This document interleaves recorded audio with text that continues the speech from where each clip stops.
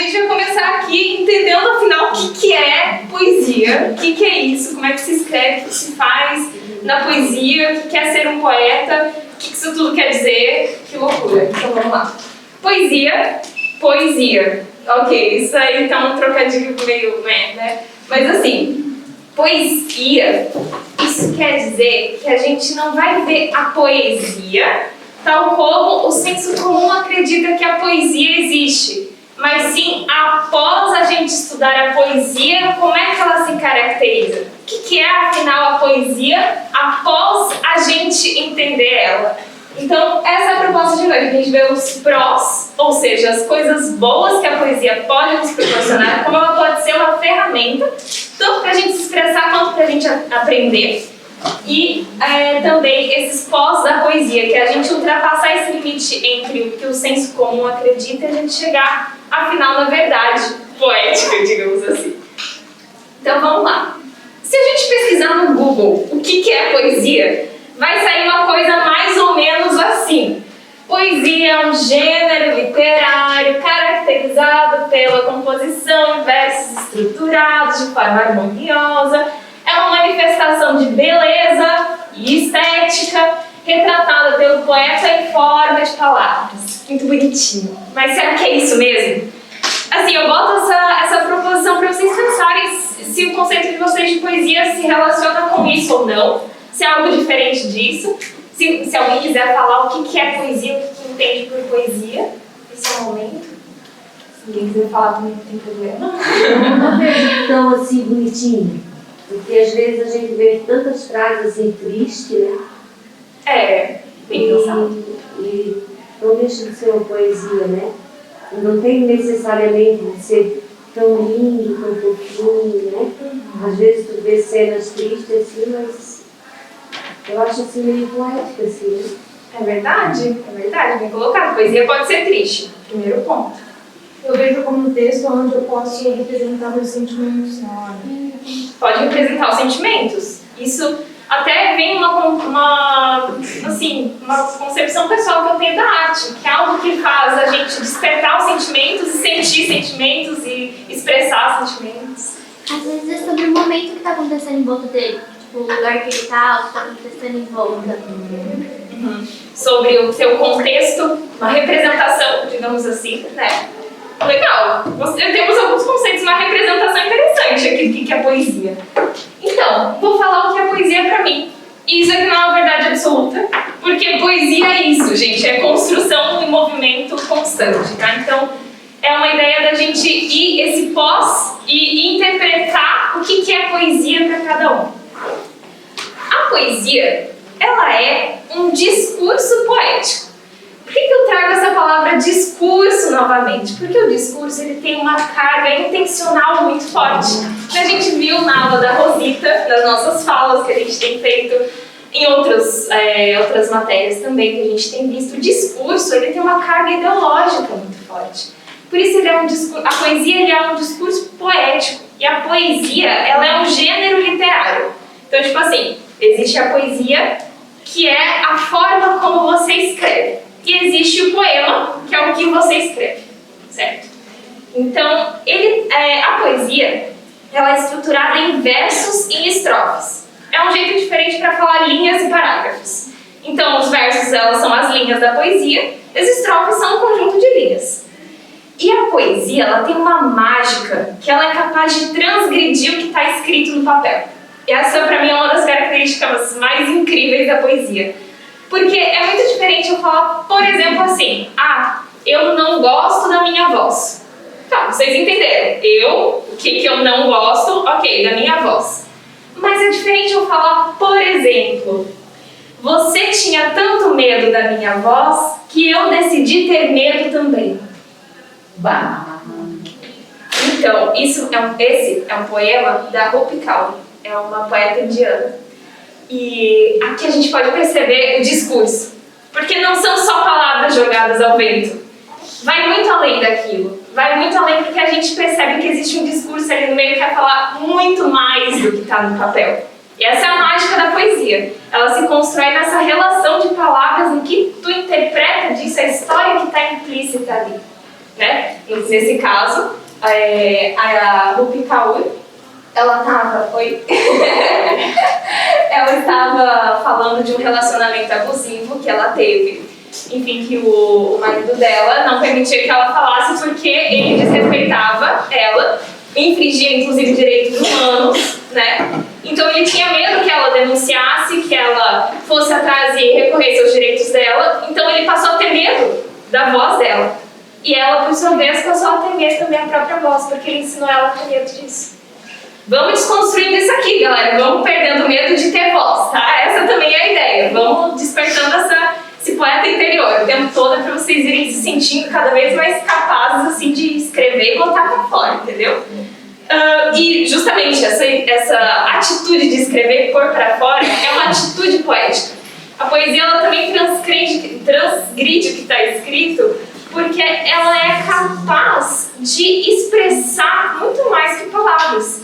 Expressa uma emoção, expressa um contexto, ela é capaz de fazer denúncias, ela é capaz de também dar esperança, ela é capaz de muitas coisas, que não é só o belo, que não é só aquela estrutura formal. E aí a gente vem para a estrutura da poesia. Afinal, como é que se escreve uma poesia? Como é que se faz isso?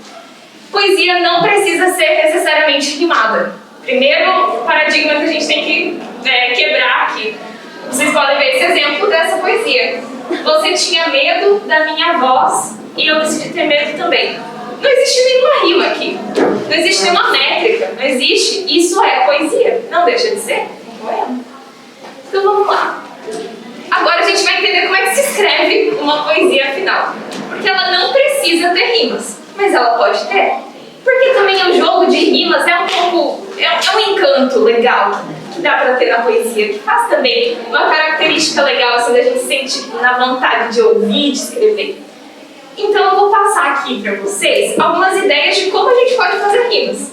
São algumas dentro das infinitas possibilidades de como pode se fazer uma rima. É só para ter uma noção de como que se pode fazer. E a partir daí vocês criem as rimas de vocês.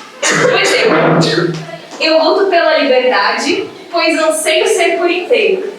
Eu luto pela verdade porque sei que não é verdadeiro. Então aqui a gente tem um paralelismo, que é esse AB. Significa que esse primeiro verso rima com esse terceiro verso e o segundo com o último por sua vez. E a rima, na realidade, ela é construída por essa última sílaba que rima. Então, o ad de liberdade rima com o ad de verdade. O eiro de inteiro rima com o eiro de verdadeiro. Da mesma forma, isso aqui, que é um outro exemplo. Por exemplo, o futuro terá cura, o futuro é literatura. Escolástica, matemática são mágica pura. Essas três frases, elas rimam entre si, mas no meio tem uma que não rima. E tá tudo bem, ela até rima entre elas. Aqui no meio isso pode acontecer. Entre duas palavras do mesmo verso rimarem entre si. Então, são várias as possibilidades. Outras ideias. Eu chego em frente ao portão, com o coração na mala. É quando minha voz se cala e eu fico com a saudade na mão. Eu acho isso meio mágico, assim, sei lá, essa ideia da gente conseguir rimar as coisas, dá um que a mais do que um texto normal. Dá uma vontade a mais de ler. Uma interpretação que, como eu falei, transgride o que está escrito. Então aqui, olha que curioso, porque o ão do portão rima com o ão do coração e o ão da mão. Mas eles não estão necessariamente no final de cada estrofe, de cada verso. O coração, por exemplo, ele está aqui no meio do verso. Isso também pode acontecer. Então aqui a gente pode ver, por exemplo, os do meio, eles se relacionam bem. Assim como aqui embaixo, esses dois primeiros se relacionam com os dois do final. Ou seja, diz assim, vou deixar, isso foi uma adaptação que eu fiz, vou deixar a vida me levar para onde ela quiser, para o que der e vier. Né? Uma adaptação daquela música do Skank assim, que eu trouxe para essa letra. Outro exemplo de como a gente pode ter uma rima em X, por exemplo, uma rima cruzada. Flor de tangerina perfumada na enseada cristalina. Um verso que eu aí criei só pra gente ter uma noção de como que pode acontecer isso. Então, uína de tangerina rima com uína de cristalina e o perfumada rima com enseada. É mais ou menos esse jogo que a gente pode fazer. Como eu falei, algumas possibilidades para as infinitas possibilidades da vida da poesia. Aqui tem uma musicalidade, né? Não importa É. a ordem. É isso. A poesia ela tem essa capacidade mesmo de ser musical. Tanto que eu peguei letras de músicas em alguns momentos ali para mostrar isso, porque são letras, né? São ritmadas, são rimadas. Mas como eu falei, não precisa ser rimada também. Tá tudo bem, podem ser poesias em versos livres. Inclusive isso foi uma quebra de paradigmas muito grande entre escolas literárias, né? O parnasianismo, por exemplo, ele acreditava que poesia só era poesia se estava rimada na redondilha, no negócio certinho, na quantidade de estrofes ali. E, enfim, só isso era poema. O resto disso não era. Por exemplo, a Rupi Kaur não ia ser considerada poeta, né? Mas, enfim, a gente já passou dessa fase e agora a gente pode escrever poesia do jeito que a gente quiser. Então, só falando agora um pouco mais especificamente de como fazer as palavras rimarem. Para a gente fazer uma rima, não precisa necessariamente ter a última sílaba, todas as letras iguais. A gente faz rima pela sonoridade. Então, por exemplo, eu não preciso terminar todas as palavras, ada, ada, ada. Eu posso terminar as palavras que têm essa mesma sonoridade. Pode ser ada, ata, aça, entendeu? Pode ser várias letras diferentes, mas com a mesma sonoridade. E aí, eu trouxe aqui um versinho meio improvisado para a gente pensar de como isso pode acontecer na prática.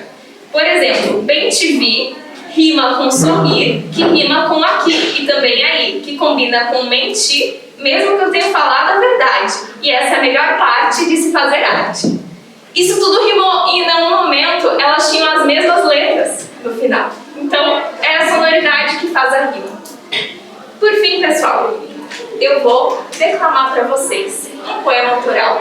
E essa ideia é para vocês não só se inspirarem também, mas para verem essas partes técnicas dentro do poema que eu escrevi e perceberem onde é que tá essas rimas ali no meio. Como é que pode ser um poema na prática? Perceberem até as pausas mesmo que eu faço, onde que eu paro de falar um pouco, onde que eu falo mais, enfim. E vou fazer essa declamação para vocês. Espero que vocês possam curtir esse poema e deixarem seus corações serem tocados também. Demagogia. Eu já vou chegar falando, mas tem quem não acredita. Eu digo, a poesia é a cura para a mente adormecida. Entorpecida ou não, mas tem gente que precisa. Substâncias que te dopam bem como o sistema queria. Algoritmo de redes que cegam sua retina, manipulam tacitamente até a sua autoestima. E você nem percebe, no meio da correria.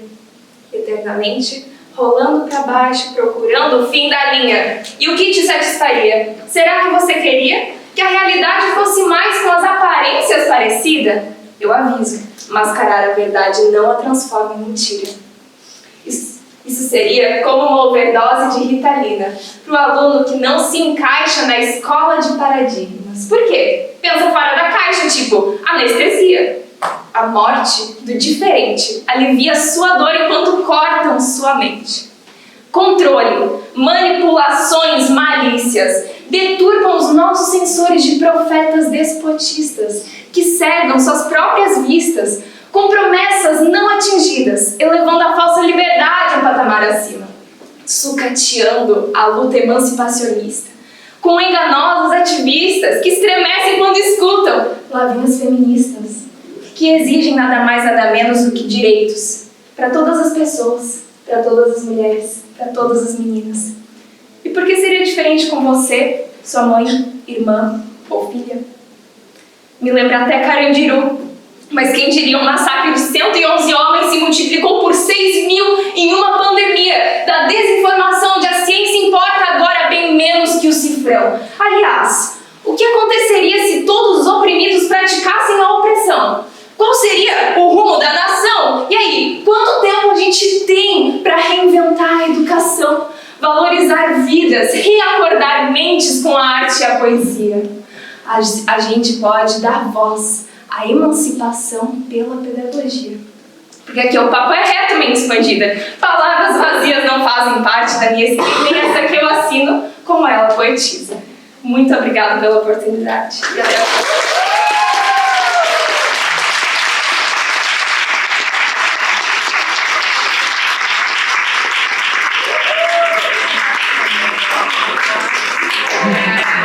Muito obrigada, gente.